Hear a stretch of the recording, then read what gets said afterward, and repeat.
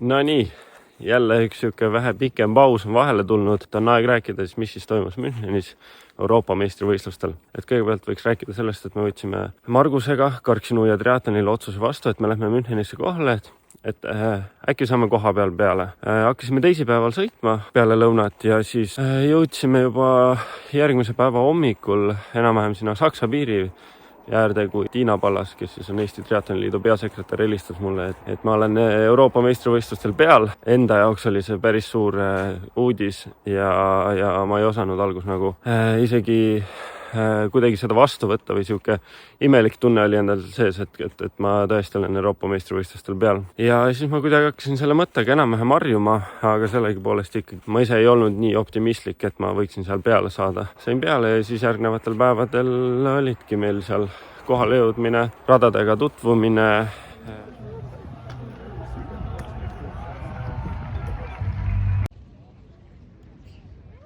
Kohtadele up!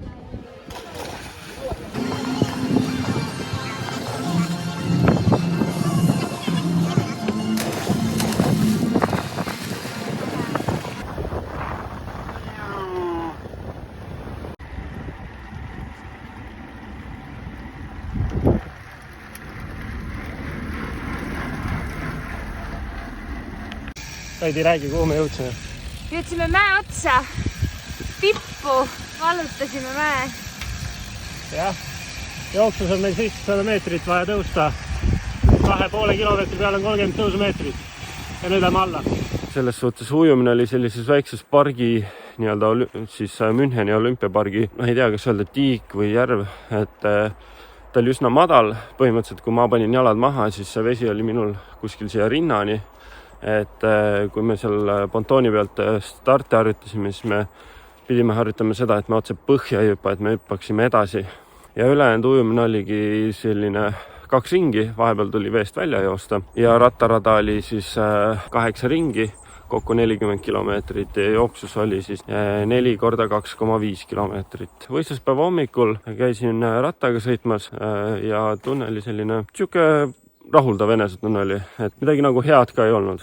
Siis start oli meil kell 4, panime kotid kokku, võtsime oma rattad ja läksime ratastega võistluskeskusesse, et teha seal oma siis nii-öelda võistluseelsed tegevused, kus siis on see, et su ratas kontrollitakse ära, et sul oleks numbrid peal, sa saad sealt ujumismütsi, kiibi, kõik siuke eelnev asi. Oleme siis EM-i vahetusala juures.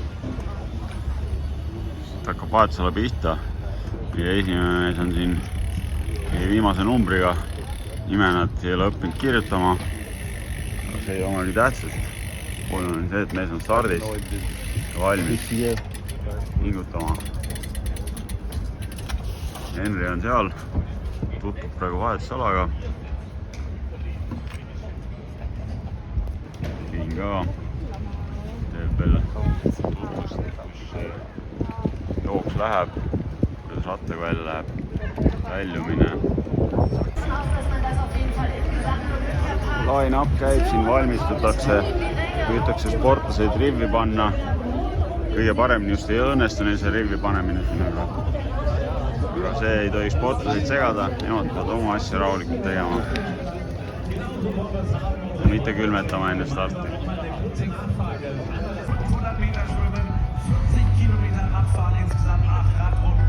Ai ole tubli! Seekord oli Münchenis minu perekonnanimi Vagaorg. Mul ei ole nagu nii keeruline perekonnanimi, et seda kuidagi valesti kirjutada, aga miski pärast seda tehti. Ei oska öelda, ei ole hullu, olen siis Kevin Vagaorg. Soojendused kõik läksid selles mõttes hästi, et tunne oli juba võistluskeskuses olles juba hea. Just veetunnetus ja jõulisus oli täitsa okei. Start käis ära ja ütleme see, kui ikkagi 70+ venda lastakse korraga vette ühisel stardijoonel, siis seal suure tõenäosusega läheb kaklemiseks ja nii ka, et jäin sinna suurema massi sisse, aga üritasin ikkagi sealt nii-öelda kasu lõigata seal esimese poi juures. Jah, ma ei saanud nagu hästi minema, aga teise poi juures oli niimoodi, et ma nägin väikest siukest tühimikku, kus ma supsasin ilusti läbi ja sain põhimõtteliselt nii-öelda, mujusin küll veidi rohkem. Esimene ring nagu sealt laabus juba normaalselt, aga ringi vahetusega tõmbas rütmi nii paigast ära, et teist ringi ma ei suutnud sama kiirust hoida just ringi lõpupoole niimoodi, et minu ees olevad kutid siis hakkasid vähehaaval minust nii-öelda eest ära ujuma ja ma tulingi veest välja seal äkki oli 60. See koht ei ole nagu määrav selles mõttes. Tulin veest välja, läksin ratta peale, hakkasin sõitma, nägin, et paar venda oli minu ees ja minu eesmärk oli kohe nemad kätte saada. Ma ei hakanud isegi kinni panema, ma teadsin, et mul vaja need vennad kätte saada.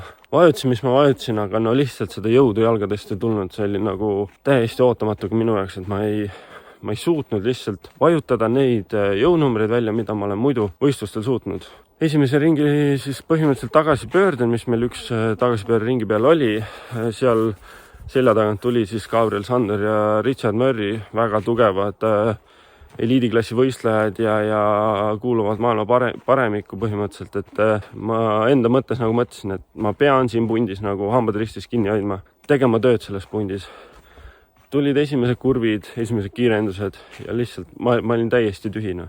Ma isegi ei suutnud nendele kiirendustele midagi vastu panna.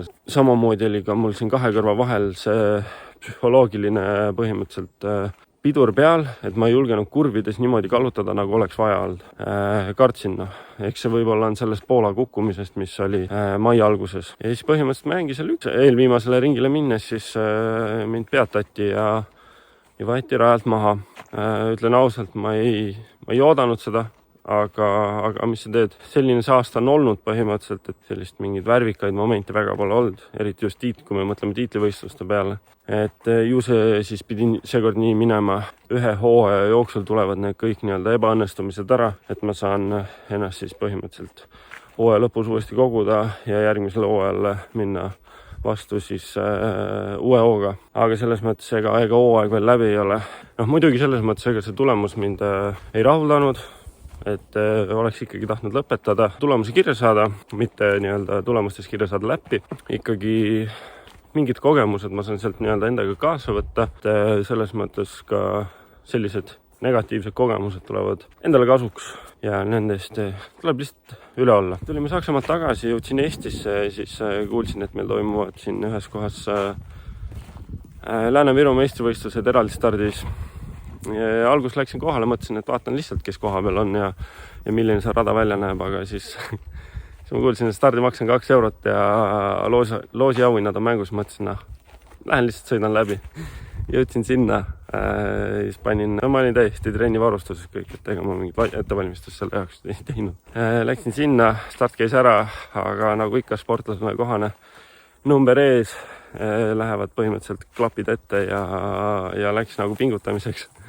Et tulin Lääne-Virumaa meistriks siis eraldi stardis, mis oli 22 kilomeetrit. Sõitsin 44,3 keskmist ja ajaliselt oli siis 29 minutit ja 35 sekundit. Ja siis sealt edasi hakkasime nii-öelda põhimõtteliselt täispikka treeninguid tegema, sest 2 nädala pärast on Hollandis Euroopa meistrivõistlused täispikas triatlonis, kus ma tõesti loodan teha ühe korraliku stardi. Nüüd on nagu räägitud küll, tõesti vabandan, et ma ei ole vahepeal tootnud siia seda materjali, et on olnud sellised üsna kiired ajad tegelikult. Aga nagu ikka, kui sulle see video meeldis, jäta siia pöial. Ja kui sa tahad, et videod jõuaksid sinuni, siis koos teatega sinu nutitelefoni, pane subscribe'i nuppu ja pane seal kõrval seda kellukest.